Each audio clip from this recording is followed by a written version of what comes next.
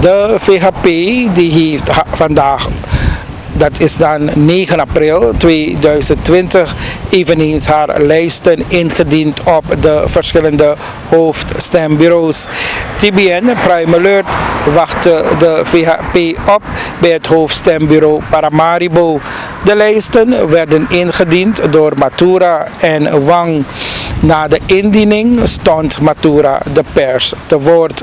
We voeren nu naar dit verslag vanuit Paramaribo Noordoost, waar vandaag de deelnemende politieke partijen haar lijsten hebben ingediend.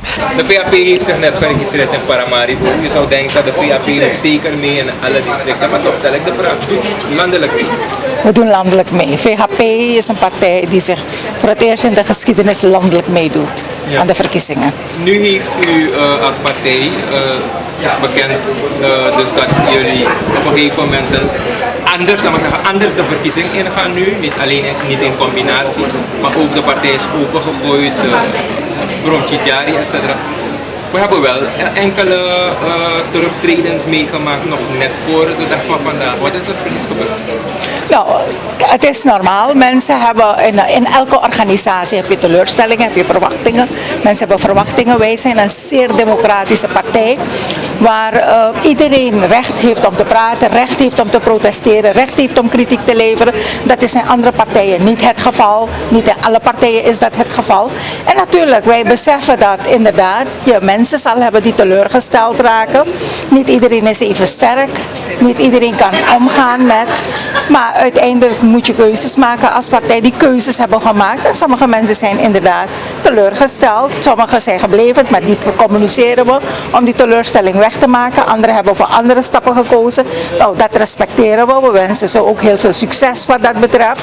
Ja, en dat is het. Ja, een nieuw district voor Matura. Matura stond bekend als de vrouw in Wanica. U bent nu in Paramaribo, wat de ballgame. Ja, het is een heel andere situatie. Wanica kende ik echt ook, Paramaribo ook. Het is een groter district, 17 zetels. Ja, het is een uitdaging en een zware verantwoordelijkheid ook als lijsttrekker. Maar we kennen onze verantwoordelijke leiders, hebben nu eenmaal de verantwoordelijkheid. Van mij hoef je niet te verwachten dat ik in tijden van crisis in een resort ga zitten naast een zwembad ga liggen. Nee, ik ben er met het volk, tussen het volk. En ik zal me elke dag inzetten om te strijden. Strijden voor een beter Suriname, dat mensen in Suriname het goed hebben en dat de economie weer stabiel wordt, maar ook dat mensen gezond zijn en veilig zijn en ja, gelukkig zijn in Suriname. Tot slot voor mij, wat mij betreft, wat gebeurt er precies in Saramaka? We zijn op zo'n bijzondere dag vandaag en we werden wakker met het nieuws dat er wat problemen zijn. Mensen dreigen de partij te verlaten als meneer Jogi. Is meneer Jogi op de lijst, want u heeft het al ingediend? Nou, meneer Jogi is op de lijst. De partij heeft ook een verklaring uitgegeven dat de keuze is gemaakt. En die keuze is wel overwogen gemaakt met alle voordelen en pro's en cons afgewogen. En die lijst is ingediend, die beslissing is al genomen. Wij gaan als partij dealen met de na-effecten van de kandidaatlijsten. Daar waar er ontevredenheid is, daar waar er teleurstelling is, zal extra gecommuniceerd worden. En we gaan dat proces in. En we hopen dat mensen beseffen dat op dit moment persoonlijke belangen ondergeschikt moeten worden gemaakt aan het algemeen belang, het groter belang, het Surinaams belang. En dat is Suriname redden uit die crisis. Een andere regering, andere macht, verantwoordelijke leiders, leiders die in staat zijn, die competent zijn om Suriname uit die crisis te halen. Dat is de uitdaging. Dus ik roep ook van deze plek uit. Alle mensen hun persoonlijke belang ondergeschikt maken aan het algemeen belang. Dat is de uitdaging. Mevrouw Matura, hoe gaan jullie om met de kritiek dat parachutisten een plek hebben gehad, terwijl anderen die jaren de partij hebben gediend er buiten zijn gelaten? Kijk, ik ben ook een parachutist geweest in de Vhp. Ik ben daar heel openlijk over. Het is niet één criteria die weegt, dat het inzetten in de partij. Er zijn andere criteria die ook zwaar meewegen. En dat zijn bijvoorbeeld wat is je achtergrond, wat is je deskundigheid, je houding ten opzichte van de partij, ook je participatie in de partij en de activiteiten van de partij. Maar er zijn andere activiteiten, netwerk, je maatschappelijke netwerk, hoe sta je bekend, hoeveel draagvlak heb je. Dus er wordt behoorlijk gekeken naar alle aspecten en uiteindelijk kijken we ook zoekt naar een goed gebalanceerde lijst van zijn er voldoende vrouwen, mannen, jongeren, ouderen, diverse inzichten. Dat nemen we mee. Dat is het. Waarom moet men stemmen op VHP? Ik zeg, jullie gaan voor het eerst meedoen in alle 10 districten. Maar waarom zou ik dan op de VHP moeten stemmen? Mensen moeten op de VHP stemmen, omdat we een partij zijn die gaan voor vooruitgang, vooruitstrevendheid, hervormingen. En we hebben bewezen in de afgelopen jaren dat we eenheid en ontwikkeling heel hoog op onze agenda hebben, ook integriteit. Wij beseffen ook als partij dat daar waar integriteit in het geding is, dat we daar optreden, dat we corrigerend optreden. Maar wij hebben die kunde. Wij hebben als partij gezegd dat partijbelangen ondergeschikt zijn aan het nationaal belang. En wij kijken daarom en wij willen dat als partij gaan doen, die ontwikkeling in Suriname brengen. Dat is waarvoor we staan. Kennis, kunde, competente mensen, gelukkige mensen, veiligheid, productie, dat zijn waar we voor staan. En is de partij al zover door aan te geven wie jullie presidentskandidaat zal zijn en vicepresidentskandidaat? Nee, wij willen ons focussen nu op dit moment tot de verkiezingen en zetels halen. En pas als we dat hebben, dat is dan het andere traject. Mevrouw Matura, de VHP is zeg maar een heel oude partij. Nu zijn er een heleboel jongeren die voor het eerst naar de stembus gaan. Wat doet de VHP om die jongeren aan te trekken om inderdaad hun stem uit te brengen voor de VHP? Nou, wij als VHP, wij beseffen inderdaad dat 60% van onze samenleving bestaat uit jongeren.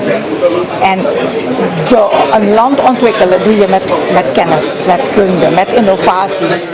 En wat wij doen, en dat is eigenlijk in ons naam al hervormingen.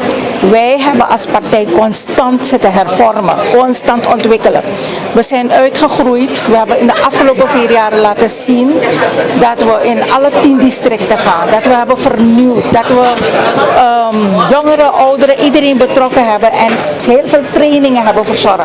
En dat is basis voor jongeren om te zeggen van luister, mogelijkheden creëren. Wij willen heel veel mogelijkheden creëren voor jongeren. Om niet afhankelijk te zijn, maar heel onafhankelijk te zijn en een toegevoegde waarde te zijn voor die samenleving. En dat begint met na te denken van hoe wil ik als jongere zijn in dit land? Welke bijdrage wil ik leveren? En dat doet de VHP ook, mensen bewust maken van stel je niet afhankelijk op, maar denk ook bij jezelf van hoe kan je een bijdrage leveren? Wat wil je worden? Wat wil je als toegevoegde waarde hebben voor die samenleving? Is Jong Suriname vertegenwoordigd op de kandidatenlijsten van de VHP? Helemaal, in alle districten. We hebben echt gekeken naar balans. En die balans was van in alle districten, het was de etniciteit, hoe heet het weer, jong vrouwen. We hebben 5 vrouwen als lijsttrekkers binnen onze kandidatenlijsten. Dus daar zie je ook van die 10 districten 5 vrouwen is precies 50%. Maar ook jongeren hebben we gekeken. We hebben gekeken naar mensen, bijvoorbeeld de persoon, de heer Ruiman, die met mij gemachtigd was, is iemand die beneden 30 jaar is. Dus we hebben heel veel jongeren ook plek gegeven op de kandidatenlijst om ook als voorbeeld, als rolmodel te dienen. En ook mede verantwoordelijkheid te dragen straks in het bestuur. Is dat een lokaas geweest? Nee, is helemaal geen lokaas. Het is wel overwogen beslissing. En de mensen, die jongeren die we hebben, die zijn eigenlijk voor ons rolmodellen. Het zijn voorbeeldfiguren. En ze zijn niet geselecteerd omdat ze lokaas moeten zijn. Nee, ze zijn geselecteerd op hun competenties. Wie zijn ze? We hebben bijvoorbeeld Ronnie Aluma. Die is een voorbeeldfiguur. In de sport wordt gekenmerkt door discipline, door hard werken. Dat zijn mensen die we niet zonder meer. We hebben echt gekeken naar wat hebben ze al gepresteerd in die samenleving en hoe kunnen ze een inspiratie zijn en een motivatie zijn voor alle andere jongeren. Zijn die jongeren op verkiesbare plekken? Ja, helemaal. Dwars door alle kandidatenlijsten hebben we. En eigenlijk zijn alle 17 plekken verkiesbaar. We gaan alleen in de verkiezingen en we gaan voor heel veel zetels. En iedereen heeft gelijke kansen om zich te bewijzen dat hij met voorkeurstemmen of met. Eigenlijk is het een uitdaging voor elk om zich te bewijzen. Maar dat je de meeste zetels, stemmen krijgt en dat je ook gekozen kan worden. En het systeem biedt de ruimte daarvoor. Okay. Wat is hoe noem je dat?